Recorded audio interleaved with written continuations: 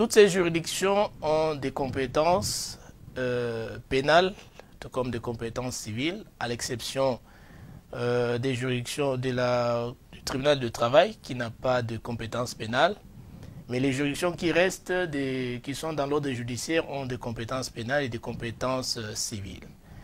Alors, vous avez, on va commencer des bas en haut, les tribunaux de paix. En matière pénale, ces tribunaux jugent les infractions qui sont punissables d'au moins 5 ans de servitude pénale. Donc les infractions dont la peine de servitude pénale est de 5 ans maximum. Et le tribunal de grande instance juge maintenant les infractions qui sont punissables entre 6 plutôt et la peine de mort. Et vous avez la cour d'appel qui en réalité ne devait pas avoir de compétences matérielles parce que la compétence en matière d'infraction c'est une compétence matérielle. Mais la cour d'appel avec la loi de 2013 sur les juridictions et l'ordre judiciaire, a une compétence matérielle. C'est de juger les crimes internationaux, les crimes de la compétence de la Cour pénale internationale, à savoir les crimes contre l'humanité, les crimes de guerre et les crimes de génocide. Ce sont ces 3 crimes qui sont de la compétence de la Cour d'appel en termes de compétences matérielles.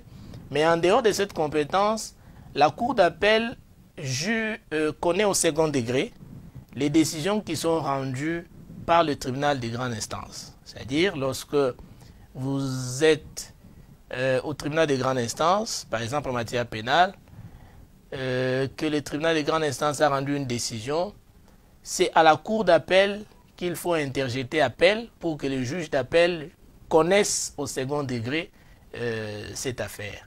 Mais la cour d'appel aussi est compétente pour juger certains privilégiés des juridictions. Il y a des gens qui ont ce qu'on appelle les privilèges des juridictions, qui sont jugés sur base de la compétence personnelle. Je peux citer à titre illustratif, par exemple, les secrétaires généraux qui sont dans l'administration publique, qui sont jugés par la cour d'appel. Je crois les députés provinciaux également, ils sont jugés par la cour d'appel. Donc, pour eux, la cour d'appel a une compétence personnelle, ils les jugent en tant que tels. Même s'ils commettent les infractions qui sont de la compétence du tribunal de grande instance, ils ne seront pas jugés par le tribunal de grande instance parce que la cour d'appel a une compétence personnelle à leur égard. Et la cour de cassation, maintenant, intervient pour connaître les cas d'erreur de droit des juridictions inférieures.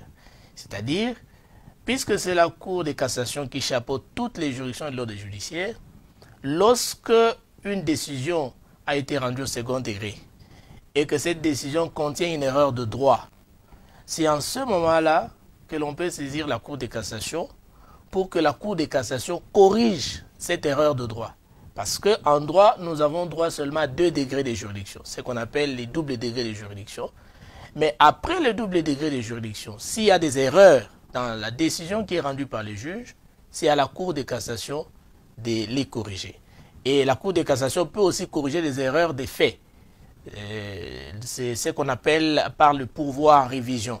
C'est-à-dire s'il y a des erreurs de faits, on saisit aussi la cour de cassation en matière de révision qui peut corriger ces erreurs. Mais en dehors de ces pourvois en révision ou pourvois en cassation, la cour de cassation connaît aussi en premier et dernier ressort les infractions qui se commettent par des personnes qui sont visées à l'article 153 de la Constitution. On peut citer à titre illustratif les ministres, des magistrats par exemple du Conseil d'État.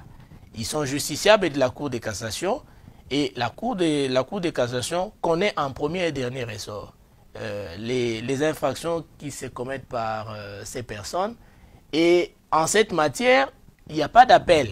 Donc lorsque vous êtes jugé à la Cour de cassation en premier et dernier ressort, il n'y a pas d'appel puisque c'est les premiers et les derniers ressorts. C'est la plus haute juridiction de l'ordre judiciaire. Ça, c'est un peu les compétences en matière pénale, mais il y a aussi des compétences en matière civile, en matière de droit privé, le tribunal de paix peut connaître des contestations en matière de succession. Toutes les matières de droit de la famille peuvent être soumises au tribunal de paix, et toutes les autres matières qui ne sont pas de la compétence du tribunal de paix en matière civile sont de la compétence du tribunal de grande instance. Et les autres juridictions, la cour d'appel peut être saisie des appels des décisions en matière civile qui sont rendues au tribunal de grande instance, tout comme le tribunal de grande instance peut aussi être saisi en matière d'appel des décisions au civil qui sont rendues par le tribunal de paix. Et la cour de cassation, en cette matière, joue également ce même rôle en tant que juge de cassation lorsqu'il y a des erreurs de droit, et juge des corrections d'erreurs des faits en matière de pourvoi en révision. Donc, il est juge de cassation, que ce soit en matière pénale, il est juge en matière pénale et civile, il est aussi juge des révisions en matière pénale et en matière civile. Donc, voilà un peu les compétences des juridictions civiles qui font partie des juridictions de l'ordre judiciaire. Alors, s'agissant des juridictions militaires, il faut commencer par préciser que ce sont des juridictions spécialisées. Ce sont des juridictions spécialisées parce que ça juge des matières spécifiques. Et ces juridictions ont également des compétences territoriales, compétences personnelles et compétences matérielles. Et ce que je peux aussi ajouter, c'est que devant les juridictions militaires, c'est plus les grades qui comptent. Parce que principalement, les juridictions militaires jugent les militaires et puis les personnes assimilées. Par personnes assimilées, on met dedans, par exemple, les membres de la police nationale. Les officiers de police nationale sont jugés par les juridictions militaires en matière pénale. Ils sont essentiellement des juridictions qui ont une compétence pénale. Ils n'ont pas de compétences civiles, les juridictions militaires. Donc, toutes les infractions qui se commettent par ces gens, les militaires et les personnes assimilées, comme on les appelle, ils sont jugés, ces infractions, devant les juridictions militaires. Et là, nous avons le tribunal militaire de police qui juge les militaires qui ont le grade inférieur à celui des majors. Et pour les infractions qui sont punissables d'au moins 5 ans de servitude pénale. Et le tribunal militaire de garnison juge toujours les militaires qui ont le grade inférieur à celui des majors, mais pour les infractions de plus de 5 ans et allant jusqu'à la peine de mort. Et nous avons la cour militaire qui juge les officiers supérieurs. Et puis la haute cour militaire qui juge les officiers généraux. Parce que dans l'armée, on a des officiers généraux, on a des officiers supérieurs.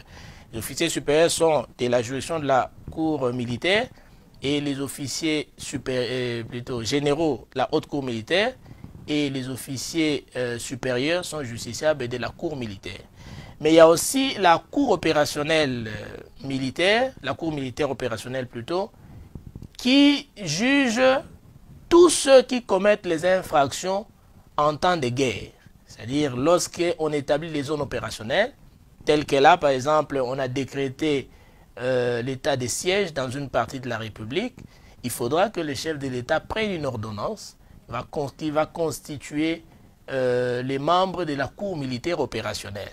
Donc, la cour militaire opérationnelle, en principe, a le même rang que la cour militaire, parce que c'est le même parquet, c'est le même auditorat rattaché à la cour militaire qui fait office de ministère public près la cour militaire opérationnelle, mais c'est une cour qui n'est pas permanente. C'est une cour qui est établie par une ordonnance du chef de l'État en temps de guerre ou lorsque la RDC entre en conflit armé avec tel autre État et que pendant ces conflits, la RDC va être engagée dans des hostilités. Toutes les infractions qui vont se commettre pendant ce moment, pendant cette période, seront jugées par la cour militaire opérationnelle et sans considération des grades. C'est-à-dire, même lorsqu'un militaire qui est justiciable de la cour militaire ou de la haute cour militaire commet l'infraction, ça sera la cour militaire opérationnel qui va connaître de ces infractions. Donc voilà un peu en termes de compétences, en termes de présentation, c'est qu'il faut retenir en gros des juridictions de l'ordre judiciaire. Je l'ai dit, en dehors du tribunal de travail, toutes les autres juridictions ont une compétence pénale, notamment les tribunaux de commerce, qui connaissent des infractions dans le domaine économique, dans le domaine commercial. Ils ont aussi une compétence pénale et c'est le ministère public près les tribunaux de grande instance qui joue, qui exerce l'action publique devant ces tribunaux de commerce. Donc voilà un peu de manière succincte comment je peux présenter toutes ces juridictions. Il y a également la question de la Cour constitutionnelle. La Cour constitutionnelle qui aussi a reçu une mission de juger les chefs de l'État et les premiers ministres. Donc la Cour constitutionnelle également a une compétence pénale, si bien que on ne comprend pas qu'est-ce qui a motivé les constituants à lui donner cette compétence, d'autant plus qu'on a trois ordres de juridiction et que chacun de ces ordres de juridiction devait avoir une mission spécifique. Donc la Cour constitutionnelle, en jugeant les chefs de l'État et les premiers ministres, entre dans les compétences de juridiction de l'ordre judiciaire.